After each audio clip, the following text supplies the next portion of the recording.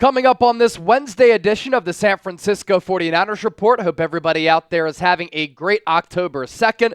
The Niners have signed a linebacker. San Francisco also adding a wide receiver to the roster, and we're going to get to the latest on a Davante Adams trade as that buzz and those rumors have really started to pick up momentum since yesterday's original reporting and the trade request from Adams as he wants out from the Las Vegas Raiders. Before we get into all of that, I have a challenge for the faithful. Can we get to 144,000 subscribers before game day? As you can see with the figures here to my right, we are 373 people away from reaching another milestone as the largest independently run Niners channel right here on YouTube. And if you're coming across the show for the first time and you want Niners content every single day on your feed, which is informative, insightful, entertaining, thought-provoking, where you have a voice, where you're a part of the show, then hit that sub button right now.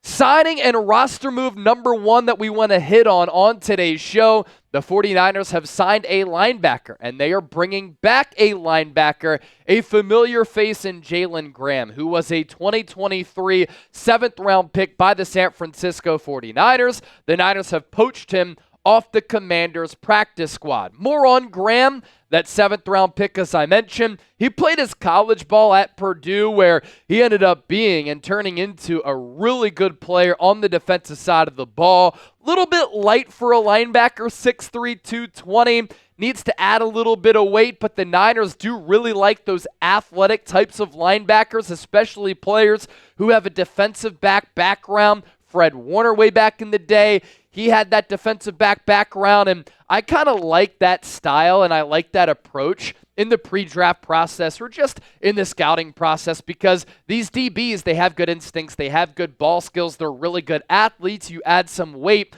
onto those prospects and they can end up being really intriguing players at that linebacker spot. So Jalen Graham, like D. Winters, he can really fly around. Both of them a part of that draft class 2 years ago. Jalen Graham surprisingly did not make the initial 53-man roster. I thought he should have, and when he did not, the Commanders then signed him, and he was on the practice squad. So a lot of teams will do this where they poach players from another team's practice squad. What they have to then do, they can't sign them to just the practice squad. They sign those players to their active roster. And with both D. Winters and Jalen Graham, two good young linebackers from that 2023 class, Graham, I thought had a pretty good preseason this year and last year, and that's why I was surprised that the Niners decided to not have him as part of that 53-man roster. They went with players like Demetrius Flannigan-Fowles, who obviously has some special teams ability. Curtis Robinson,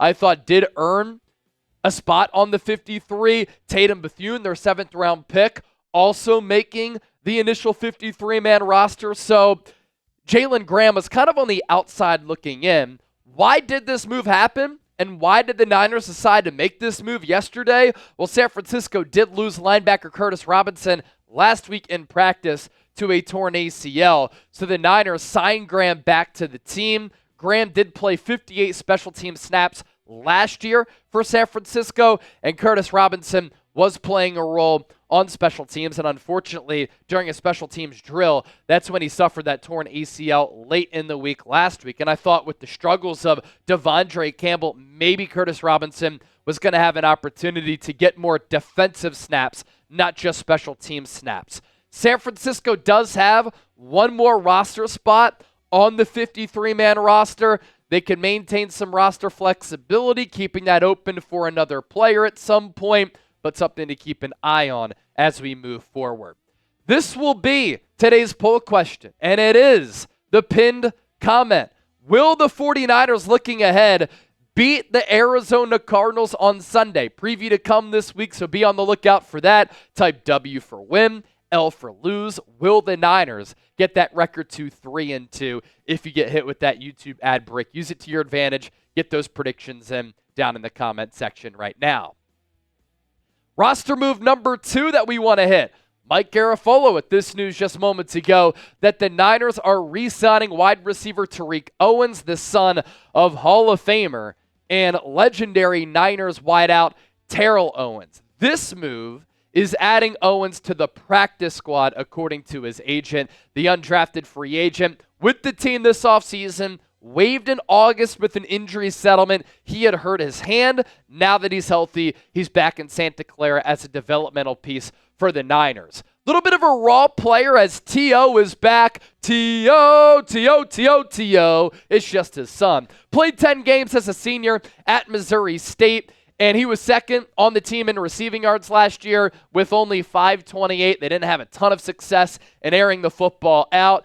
He was a late bloomer as far as playing football. He converted from basketball to football his junior and senior seasons in high school. Pretty good size at 6'3", 200 pounds. He's athletic. As we know, he has really good genes. If you've seen Terrell Owens of late, and I saw him over the summer for the celebrity softball game in Texas, T.O. looks as though he could still play a couple of snaps, a couple of possessions. And Terique Owens had some good moments throughout training camp before he got hurt, but definitely raw, some drop passes, and just looked like a player who hasn't played a lot of football in his life. But again, a developmental piece for this Niners organization. So San Francisco making 2 roster moves, signing a linebacker, signing a wide receiver, and still to come, the latest on Davante Adams. I'm going to explain why the Niners will not be trading for the 6-time Pro Bowler and multi-time All-Pro. First, today's Niners Report, sponsored by our friends at Game Time. I love going to sporting events, but I have a lot of interests. I love going to comedy shows because I enjoy some belly laughs from time to time. I love music, all types of genres, so I like going to concerts, and occasionally I'll go to some theater events. You can find all of those types of tickets within the Game Time app. And what's neat about Game Time, they specialize in last-minute tickets at the lowest price guaranteed, and I think that the user interface on the Game Time app is the best among all ticketing apps in what is a crowded and competitive marketplace. Of course, if you want to go to a Niners game this year, plenty of tickets available all season long. Home games at Levi Stadium, road games as well. If you want to travel or you live in an area and you're supporting the Niners where the Niners are traveling to, Game Time Picks is a great feature as well because the curation feature makes it easier to find and save money on the best seats at the lowest price guaranteed for games, concerts, comedy shows, and more. So here's the deal. Download the Game Time app, create an account, use the code CHATSPORTS, CHATSPORTS for $20 off. Terms apply. First purchase only. That's the code CHATSPORTS. What time is it? Game time. As for the latest on Davante Adams here, let's run through a couple of tweets from some NFL insiders to give you the latest as of this Wednesday morning. Adam Schefter up first. 2 teams high on Davante Adams' wish list of places to land, if not at the very top, the New York Jets and the New Orleans Saints. Adams ideally would like to play with the quarterback he knows. The Jets, of course, have former teammate Aaron Rodgers. They could use another wideout on that team. And the Saints have former teammate Derek Carr. And the Saints, of course, off to a pretty good start, even though they have lost 2 in a row to kick off the 2024 season. Other teams kind of in the mix here. In addition to Derek Carr in New Orleans, Saints wide receivers coach Keith Williams also has worked with Davante Adams as his personal wide receivers coach. He was also at Fresno State with Davante Adams, and Adams has referred to Williams as one of his mentors. The Jets and the Cowboys, this coming from Diana Rossini, among the many teams monitoring the Davante Adams situation, both have checked in with the Raiders. Rossini told at this point that Vegas is in no rush to make a move until a team reaches their asking price, which according to some of the reports out there, a second-round pick, maybe some additional compensation. Adams wants out ASAP. I can imagine doesn't want his 2024 season to be spoiled as a 31-year-old wide receiver. There is some chatter that the Detroit Lions could be interested in Adams as well. I would throw the Washington Commanders out there. All of these teams in the mix for the NFC.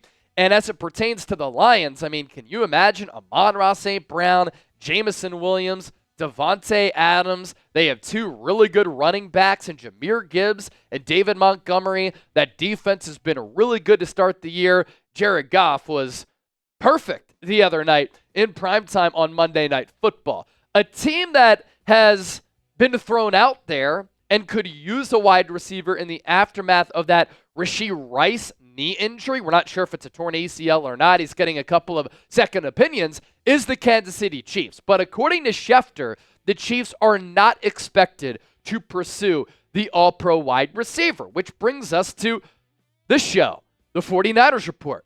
Could the San Francisco 49ers be in play for the 6-time Pro Bowler who went to Palo Alto High School, has some Bay Area ties, of course, and played his college football at Fresno State? The rumor that we talked about yesterday, Brandon Aiyuk for Davante Adams. Aiyuk's contract is structured, so it doesn't really impact the Niners' cap until 2027, a classic backloaded deal for the Niners. Adams' deal, $17 million this year, $36 and $37 million the next 2 years. It can be restructured. He has no more guaranteed money left on that deal, and I think wherever he is traded, that contract will be restructured, and I think Adams will be willing to do that because he wants to win. Raiders haven't done that. He wants better quarterback play. The Raiders don't have that, and he wants to chase that Super Bowl. So I do think that those things are in play. And the fact that that contract can be restructured and there's no more guaranteed money there, a team is going to have to give up probably a second rounder and or, other compensation, whether it be draft picks and players.